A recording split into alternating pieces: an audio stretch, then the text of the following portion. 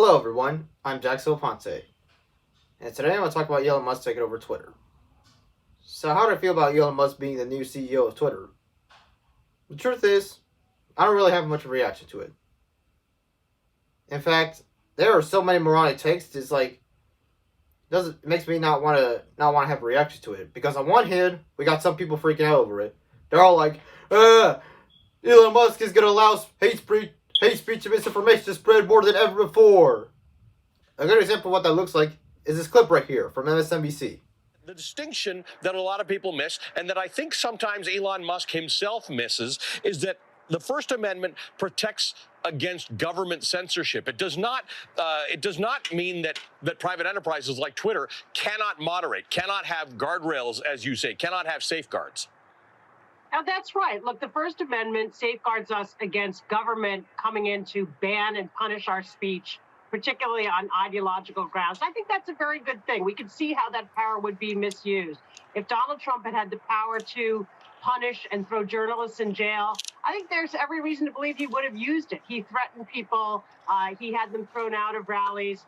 And so we don't want to afford government with that power. When it comes to a social media platform that, as Elon says, is trying to create an environment for public discourse, a place where people of different ideological persuasions can come together and can reason. In order to do that, you need to create some parameters. We've learned that. Speech in Twitter is not the same as a town square. It's algorithmically driven. We've seen that falsehoods travel faster than the truth on Twitter, that polarization can be stoked, that it's a weaponization of human nature. So let's address this clip. What these people are saying is pretty much something that I hear pro-censorship people say all the time. Is that, it's not a free speech issue. Because free speech only applies to the government. Twitter is a private business that can do whatever it wants. Even if that were true, why whenever someone says something dumb, awful, ridiculous, or even bigoted, the first impulse is, shut that guy up. He should not be allowed to have his own platform.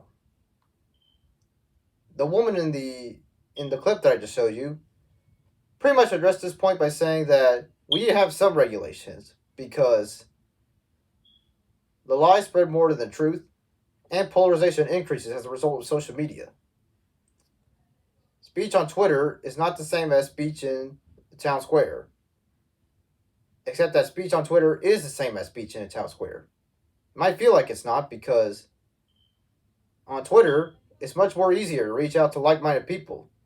Thanks to the internet, people are much more connected than ever before. But just to address this woman's point about regulations, the truth is, even if there was no internet, even if there was no social media, even if you do try to ban someone from all social media platforms, lies and polarization will continue to spread either way. So how do you deal with that?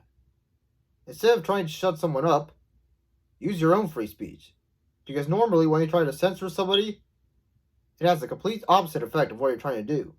Instead of silencing them, what you're pretty much doing is giving them a martyr complex.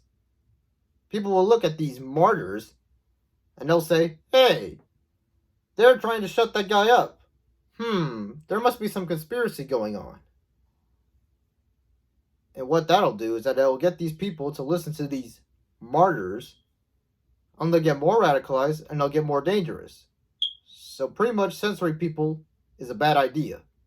Now I understand the argument that yes, we need some regulations when it comes to free speech, because having no regulations could put people's lives at risk. As a free speech absolutist, I do have my own lines when it comes to free speech. In fact, other people who call themselves free speech absolutists would also have their lines. And my line when it comes to free speech is that if it causes violence, let's say some guy on YouTube makes a video saying Jews are bad. That's a dumb, bigoted position, but I would defend that person's right to say that shit because he has the right to say that stupid horseshit. However, if he goes around and say, kill all Jews, then yeah, I will be pro-censorship. Because at this point, he's calling for violence, and that should not be allowed. I could go into further detail to explain why censorship is bad, but I want to have enough time to address the other reaction I've seen to the Musk takeover of Twitter, and that is the one being like, Yay, Elon Musk is gonna save free speech. The people who are saying that are mostly right-wingers who are just trying to say awful, bigoted shit and suffer no consequence. I consider myself, for the most part, to be on the left. I disagree with what a lot of conservatives have to say. I despise their ideas. And I think they're pretty much wrong about so many things. However, despite of what I might feel about them, I would defend their right to free speech. But why is that? It's because I'm principled. It's because I believe the things that I'm saying. I mean, it's easy to be pro-free speech when it's your side getting censored. However, what if it's someone that you disagree with getting censored? Are you pro-free speech then? Like in the case of Steven Crowder. I heard that recently Steven Crowder got banned from YouTube. I bet him and all of his right-wing buddies would immediately cry censorship. Well, let's say Buzz Lightyear gets banned in Saudi Arabia because it has a lesbian kiss scene. How does Steven Crowder react? So no condemnation of Islam or Saudi Arabia at all. No condemnation of the ideology that would have a problem with homosexuality. And by the way, they have the right to have this problem. So that's it. They just have the right to have a problem with homosexuality. I mean, he could have at least been like, hey, I think gays are the most disgusting motherfuckers on the planet, but you should not ban a movie just because it has homosexuality, just because it has a message that you don't like. I mean, you could have at least said that. But you didn't. I mean, did any of these so-called free speech warriors come out and be like, hey, we don't agree with the message of the movie, but don't ban it? No. They're only pro-free speech when they're the ones getting censored. In fact, Elon Musk himself is not pro-free speech. If you look at this article right here, you would see that Elon Musk himself has fired everybody that says a bad word about him in the past. Does that sound like something that a pro-free speech absolutist, or even someone who's pro-free speech in general, would do? Probably not. If you want to read more about this shit, the link to the article will be in the description. So that's pretty much my overall take on the whole Elon Musk takeover of Twitter. We got two moronic takes that I really can't stand.